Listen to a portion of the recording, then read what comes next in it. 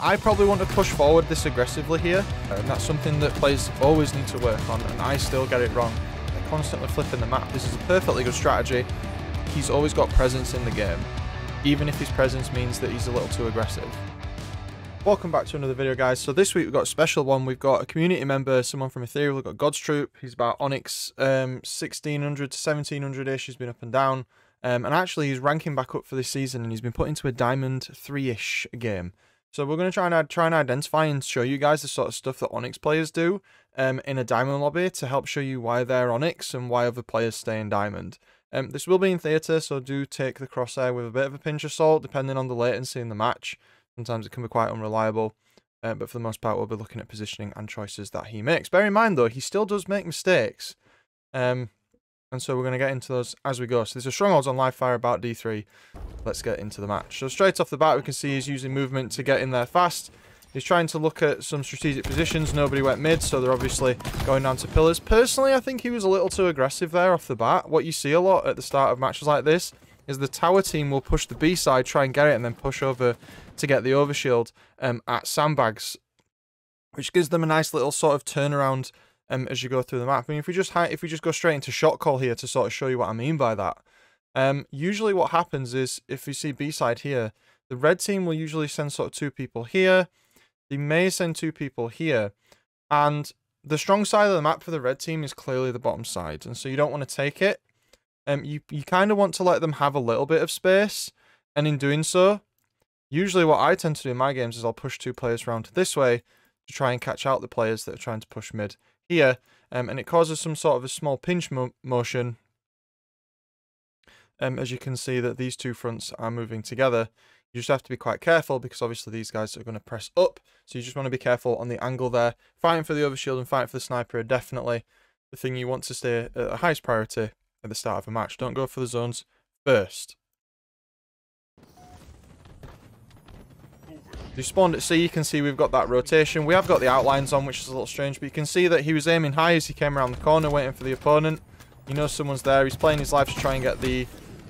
That was strange, to try and get their zone there, but he got collapsed on by 2. And to be honest, the start of this is a little too much aggression going on. I think sometimes it is easy to... Knowing that the mechanical skill that players like Gods have, it's sometimes your mechanical skill does give you a little bit of an ego, and I think in this case, I hate to say it, Perry, I'm going to call you out. He's sort of throwing himself at them, which actually probably shouldn't do that. The use of the repulsor there was really good. Look how he noticed how he played the wall, and then the other player on the enemy team, no idea that he was there, no communication with the other team whatsoever. So now we're in this triple cap scenario. We just go back to shot call. And in shot call here, we can see that Gods is down on here, on B. His allies are sort of in this area here.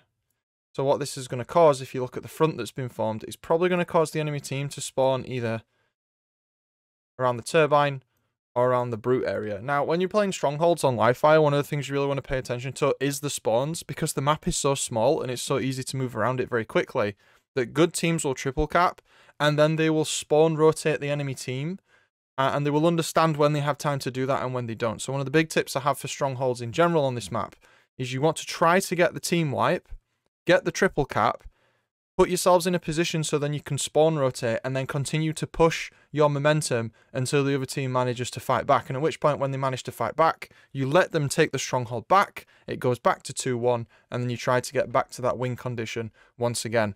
One of the common issues that people have is they try to triple cap when it's not appropriate to do so, and that causes a map flip. So for example, again, if we stay in shot call, someone will try and triple cap C like this.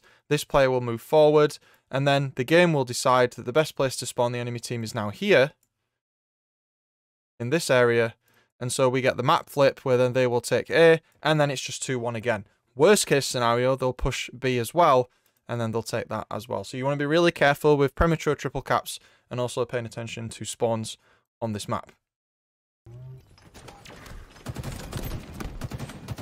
The enemy team is almost trying to throw in themselves at B when they should really be trying to collectively take C.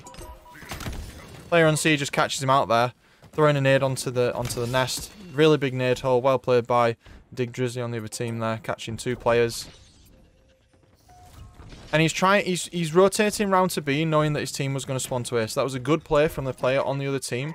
Gods is understanding here that in terms of the map, the strong side for the enemy team is A and Turbine, and the weak side is B and the bridge. And so he's trying to push around onto that weak side to try and contest B, knowing that the overshield isn't up for another 10 seconds or so. He's trying to scout out, trying to get behind. I probably would have stayed in the bottom there, but he's using the angle between the sandbags and the wall to try and catch anyone out. Notice how he's almost baiting it because his team's not with him. Quite confident that no one's coming. He pushes up. I maybe would have waited a little longer, but he might have had comms in the game that we don't have here. He pops the overshield, and now he knows he can be super aggressive, tapping C as he goes past. He knows the strong side for the enemy team is definitely the A side, so he's wrapping round to help XPRN. And he should keep pushing as he's got the overshield here, as he has a considerable advantage over the other team. So aggression is good, and in this case, he has the overshield. He wants to be aggressive. He is pushing. He knows the enemy team's taking C, so he's collapsing on A, so he can flip. So this is almost the opposite of what we were saying earlier on.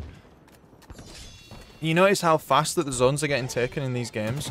Strongholds, on this map in particular, it's such a small map. And notice how he's using the cover on B to keep himself in the fight, but not in a dangerous area.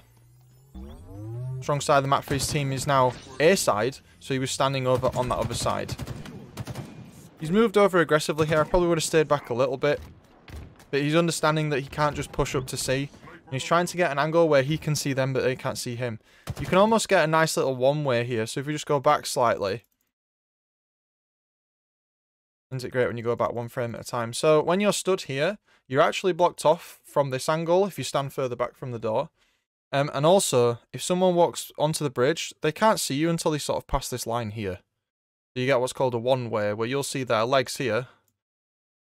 You'll see their legs, but they won't be able to see you. So it's a really good way to have a little bit of vision on the bridge without necessarily being in a risky position. And it also gives him a fallback if he needs to, as well as anyone who comes through this door may not see him.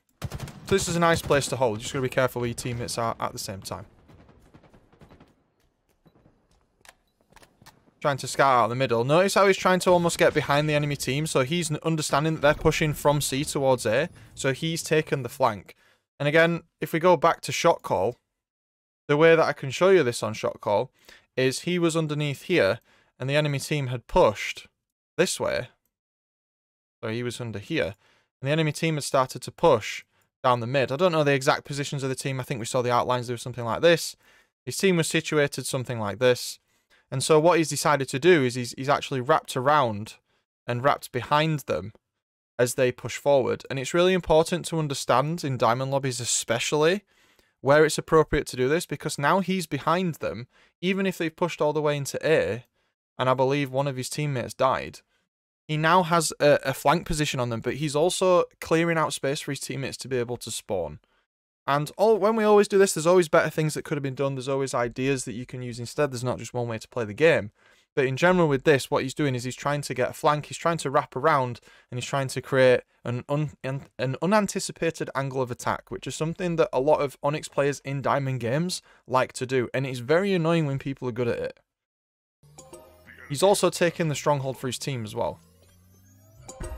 So now he's just flipped the map again. Understanding now the enemy team's going to go for B, he pushes forward. I probably wouldn't have pushed forward this aggressively here. It was always clear from this point that the enemy team, having taken A, that they were going to start pushing across. You even saw that player move this way. So it was clear that those players were going to take B. I would have stayed in this area here and then tried to shoot down. The thing is, if he pushes over the bridge, he's out in the open and he's going to put himself in a 1v4, potentially, although his teammate was in combat here. Again, we don't have the context of the comms. It's hard to put into context why he made this decision without that information. His teammate does die. So this pushing up was a little aggressive. He could have played the pillars. He does get the duel on Cypher. Notice how he was using no right stick whatsoever during that duel. He was just using left stick completely. This is something we've covered on the channel quite a lot.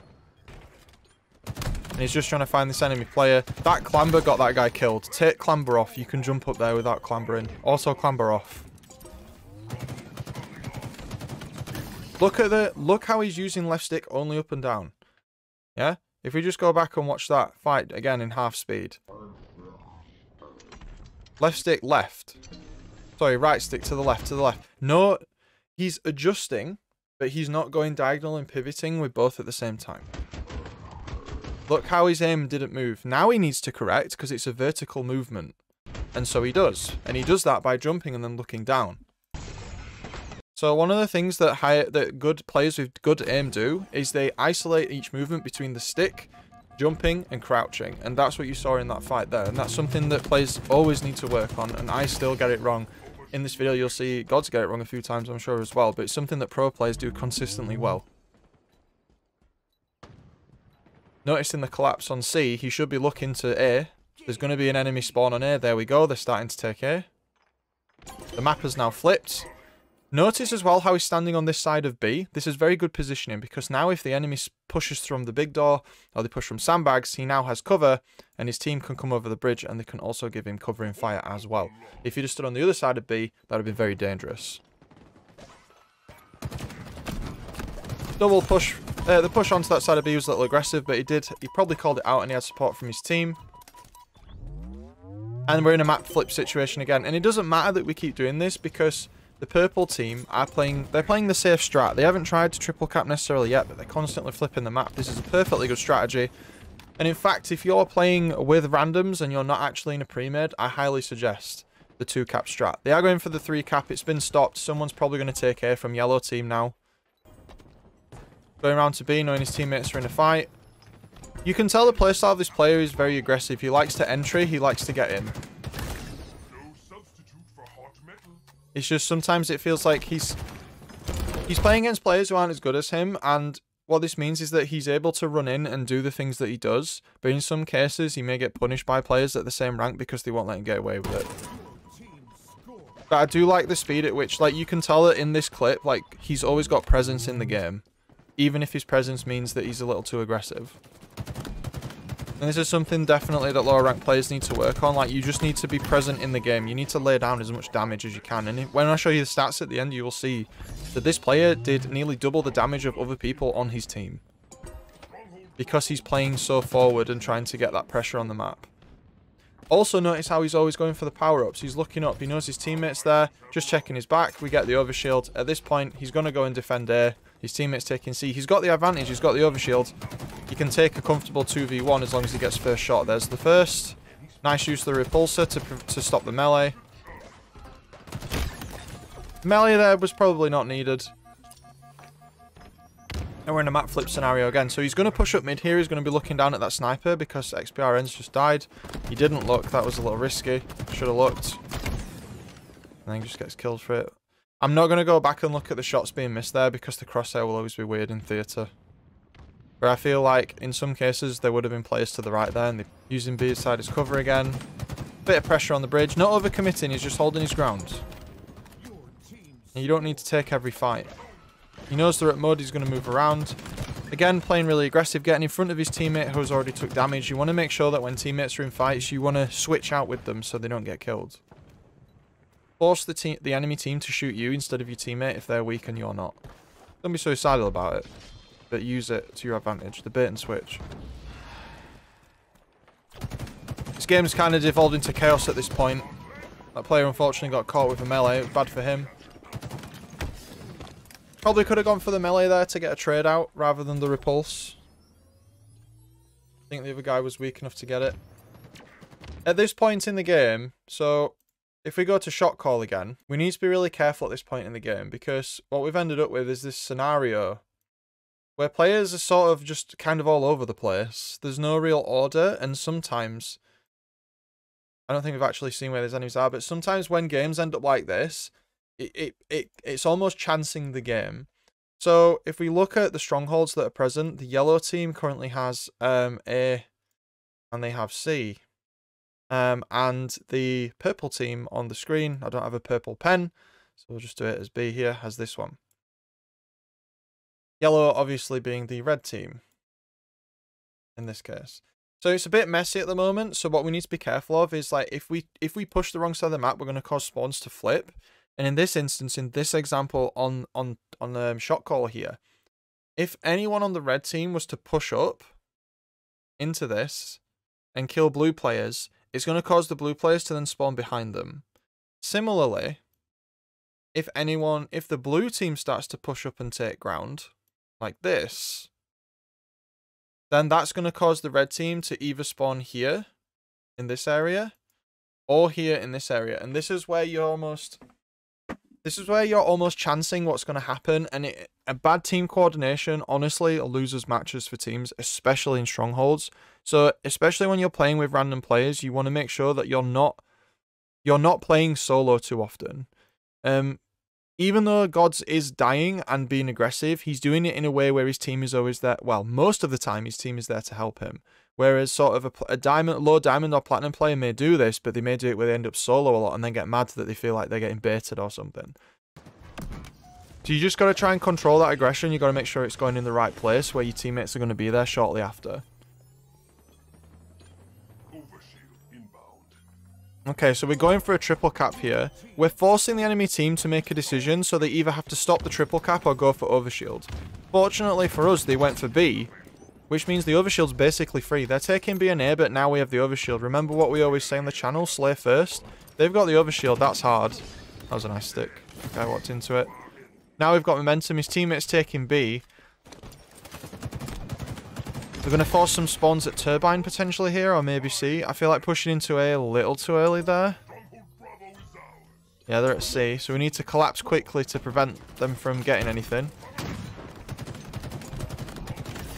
So this is where the game could tip in his team's favour, because they've got them trapped at C, they've just killed a player, and they've only just capped it. So if they collapse here, this could cause a potential spawn rotation scenario. There's another player down. They're trying to push onto A to break it. That's a good decision by them.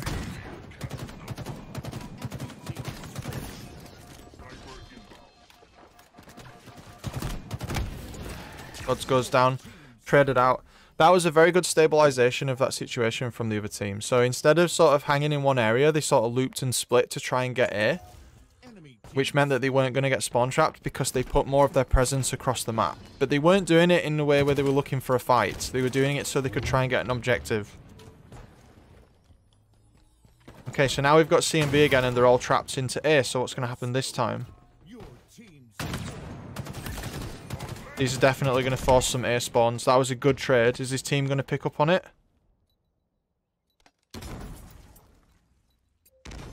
A spawns should be coming in soon from the other team. Are they going to collapse?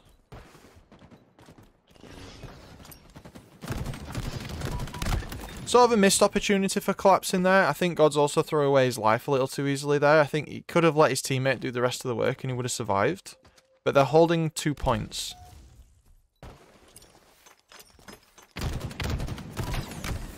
That was just a bad spawn. He got rotated well by the other team there. And he spawned separate to his team as well, it happens.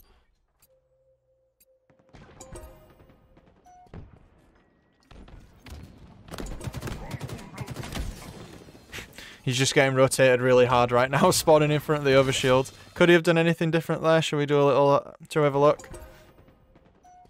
So he spawns up. I think potentially here he was W keying a little too much.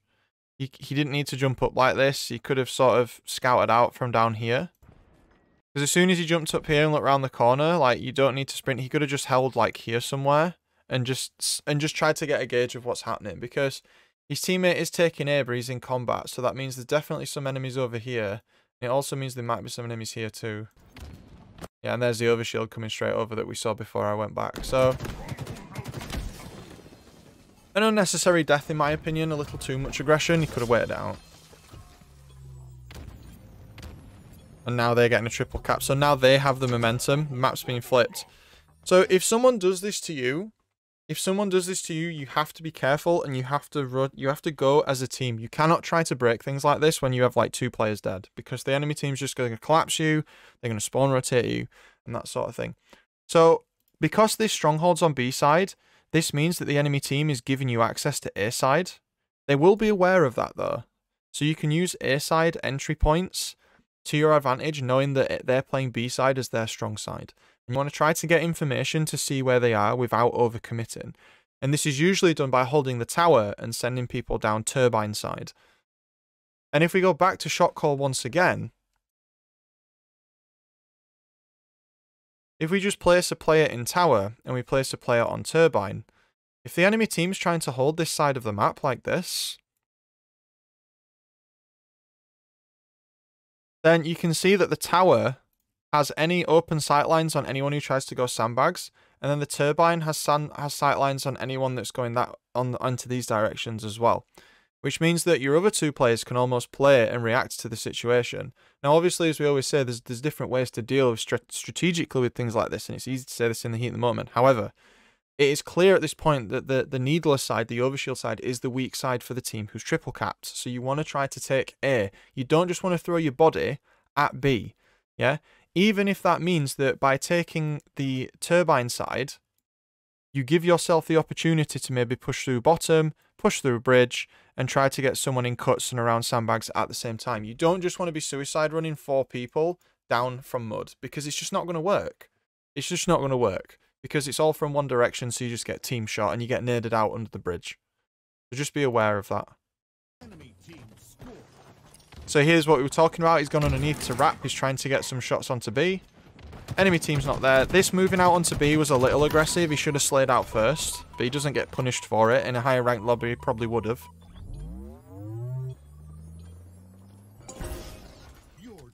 His team are taking fire on C. They flipped around. C got traded out and secured. We're taking it. The map's flipping.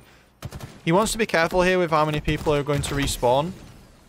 Not through the fact that he died, but if he pushes that like that, he's either going to get squad spawned from mud, or he's actually going to cause the spawners to spawn in down towards A, which isn't good for his teammate who's trying to cap it.